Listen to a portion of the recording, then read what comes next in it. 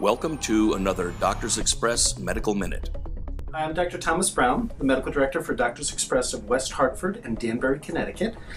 Today's Medical Minute is going to be on bee stings and wasp stings. So this time of year, of course, that's a concern.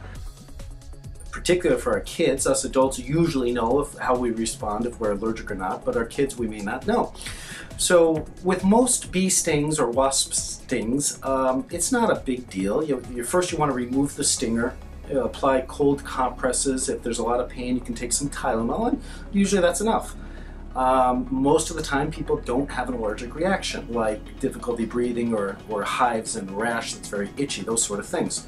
Now, unfortunately though, allergic symptoms can occur only on the second or third or fourth bee sting. So you might not know, even if your child has been stung before, if he or she is allergic. So what can you do? Well, if you have real concerns or they've had an allergic reaction or there's a strong family history of allergies, you can take your child to an allergist and they can do a simple blood test and let you know if they're allergic to bee stings or wasp stings.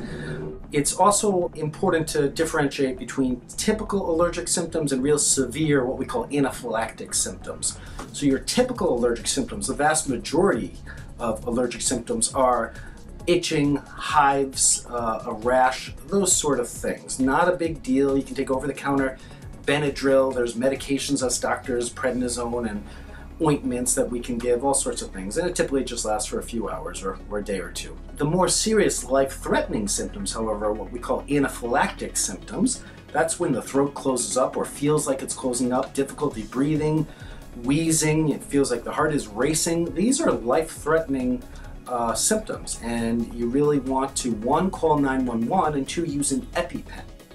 If you have concern or you know that your child or yourself has the possibility of having these anaphylactic reactions, you really want to have an EpiPen when you're outside. So this time of year we want our kids to be outside. You don't want them inside playing video games all day. So you want them outside, but you got to take some reasonable, appropriate precautions.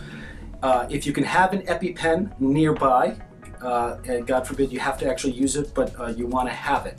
If your child is having anaphylactic reactions, not only do you want to use the EpiPen, but you want to call 911. They got to go straight to the emergency department. Other things to have if your children don't have serious allergic reactions, just simply have some Benadryl, even Claritin, Zyrtec, those sort of antihistamines on hand, just in case your child is stung. So here at Doctors Express, we're always happy to help you. Of course, if you have any questions or concerns, or you're stung and you have some symptoms, come on in and see us.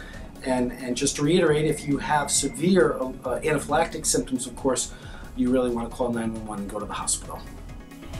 This has been another Medical Minute from Doctors Express Urgent Care, with locations in Danbury, West Hartford, Bridgeport, Stamford, and Hartsdale, New York.